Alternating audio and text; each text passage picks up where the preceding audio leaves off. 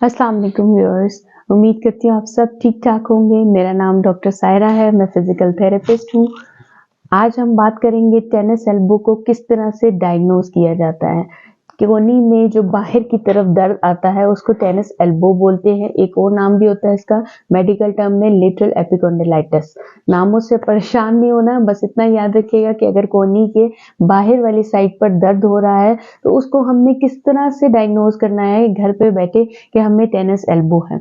आप खुद ही जज कर लेंगे कि हमें ये प्रॉब्लम हो रहा है या हमें कोई और प्रॉब्लम हो रहा है। अगर किसी को टेनिस एल्बो है तो वो ये सारे टेस्ट जो अभी मैं बताऊंगी ये परफॉर्म करे और उसे इन सब टेस्ट में अगर कोहनी के बाहर वाले हिस्से में दर्द आता है तो उसको टेनिस एल्बो है।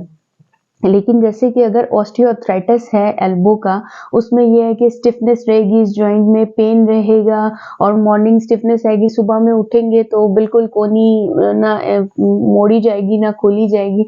ये सब एक अलग सिम्टम है ऑस्टियोआर्थराइटिस के, अगर ऑस्टियोआर्थराइटिस एल्बो पे है। चलिए आइए अब हम बात करते हैं कि हमें कौन से टेस्ट परफॉर्म करने हैं। सबसे पहले जो आपने टेस्ट परफॉर्म करना है उसमें यह है कि आपने अपना आर्म जो है वो बिल्कुल एक्सटेंशन में रखना है ऐसे, और उसके बाद आपने अपनी रिस्ट को जो है वो अगेंस्ट द रेजिस्टेंस जो है वो एक्सटेंड करना है। आपने अपने दूसरे हाथ से रेजिस्टेंस देनी है और इस तरह करके एक्सटेंड कर लेने हैं अपने पूरे वाले हाथ को। अब इस हाथ में दर्द है और इस दूसरे हाथ से जो साउंड साइड है इससे हमने इसको रेजिस्टेंस देनी है और रेजिस्टेंस देते हुए दर्द वाले हाथ को ऊपर लेके आना है। जब हम ऊपर लेकर आ रहे होंगे तो हमें कंटिन्यूसली इस साइड पर कोहनी के बाहर वाले हिस्से में दर्द होगा। दर्द ज्यादा होने की सूरत में आप ये सोच लें कि आपको टेनिस एल्बो ही है। दूसरा टेस्ट जो हम परफॉर्म करेंगे वो हम ये परफॉर्म करेंगे कि एक वाटर बोतल आप ले लें, उसको पानी से भर लें, या आपके पास कुछ छोटा मोटा 1 kg डंबल है वो यूज कर लें। वो नहीं है तो वाटर बोतल तो है ही है हर एक के पास। वाटर बोतल को इस तरह से आपने पकड़ना है, आर्म को दोबारा से आपने स्ट्रेट एक्सटेंडेड पोजीशन में रखना है और हाथ को आप बोतल उठाते हुए हाथ को फ्लेक्स और एक्सटेंड करना है, फ्लेक्स और एक्सटेंड करना है। ये देखिए इस तरह से फ्लेक्स और एक्सटेंड, फ्लेक्स एक्सटेंड आप जब करेंगे रेपिटेटिवली तो आपके दोबारा अगेन यही कोहनी के बाहर वाले हिस्से में दर्द आएगा। ठीक है, जब दर्द आएगा तो आपको कंफर्म हो जाएगा कि ये हमें टेनिस एल्बो का पेन है।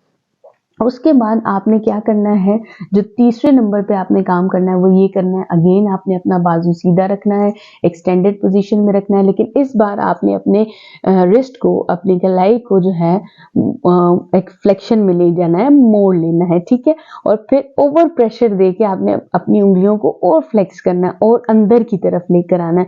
जब और अंदर की तरफ आप लेके आएंगे अगेन आपको इसी हिस्से में दर्द महसूस होगा, तो ये आपको कंफर्म हो जाएगा कि प्रॉब्लम तो हमारा टेनिस एल्बो का ही है।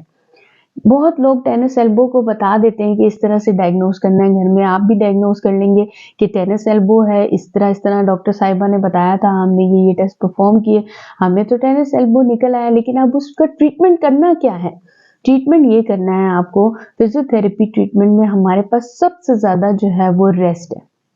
आप अपने आर्म को रेस्ट दें। लेकिन कुछ लोग कहेंगे हम तो रेस्ट दे ही नहीं सकते, हमने तो अपने रूटीन के काम करने ही करने, वो कौन आकर करेगा अगर हम रेस्ट पे चले जाएं। तो रेस्ट पे चले जाएं, आप कुछ टाइम अपने बाजू को दें, इसको रेस्ट दें। उसके साथ साथ इस पे आइसिंग करें, आइस पैक्स मिलते हैं, वो आप इधर लगाएं अपनी कोहनी में और दिन में 3 से 4 मरतबा लगाएं। ये नहीं पूरे दिन में आपने एक दफा लगा लिया और बस हो गया, आपका काम खत्म हो गया, अब आपने कुछ नहीं करना। ऐसा नहीं है, आपने दिन में 3 से 4 मरतबा अपने एल्बो पे वो आइस पैक अप्लाई करें, उसको टॉवल में रोल करें और उसके बाद वो अप्लाई करें। लेकिन उसकी जो आपको ठंडक है वो महसूस होनी चाहिए अपने आर्म पे। उसको आप जितनी देर रख सकते हैं, 15 मिनट 20 मिनट उसको रखें और फिर हटा दें। एंड इसी तरह आप दिन के कुछ पार्ट्स डिवाइड कर लें जिसमें आपने वो अप्लाई करना है।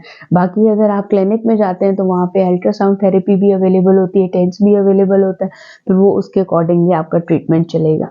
लेकिन इसमें जो है वो ग्रिपिंग एक्टिविटीज जो होती है ना, जैसे कि हमें अपने डेली रूटीन की कोई ग्रिपिंग टास्क करनी है, उसमें बहुत ज्यादा पेशेंट को पेन फील होता है। अगर पेशेंट ने दरवाजा खोलना है, बंद करना है, उसमें उसे बहुत ज्यादा पेन फील होगा। अगर वो बॉटल से पानी ग्लास में डाल रहा है, चैनक से चाय डाल रहा है कप में, या कप अपना होल्ड किया हुआ है, ये सारी एक्टिविटीज बहुत पेनफुल होती हैं। और एक बात याद रहे, जो पेशेंट थायराइड के पेशेंट होते हैं उनमें भी टेनिस एल्बो का अगर पेन हो तो वो बहुत ज़्यादा स्वेयर हो जाता है, वो नाकाबिले बर्दाश्त हो जाता है, ज़्यादा पेन फील होता है, मतलब वो पेन उनका नीचे हाथ में भी रेडिएट करेगा, ऊपर शोल्डर में भी जाएगा। तो सबसे बेस्ट इसका ट्रीटमेंट है कि आप आइसिंग करें, रेस्ट करें और जो ग्रिपिंग एक्टिविटीज़ है उसको कुछ टाइम के लिए थोड़ा अवॉइड करने की कोशिश करें। और फिर इसके बाद जब आपकी हीलिंग स्टार्ट होती है, जब आप अपने जो है वो फ्लेक्सर्स को, अपने एक्सटेंसर्स मसल, ये जो हमारे एक्सटेंसर्स मसल हैं जो सारे यहाँ के बाहर वाली साइड पे अटैच हो जाते हैं, इनका जो है वो इनकी स्ट्रेचिंग करें, फिर उसके बाद इनकी स्ट्रेंथनिंग होएगी। जब स्ट्रेंथनिंग होगी तो फिर उसमें आप प्रैक्टिस करें ग्रिपिंग एक्टिविटीज़ की।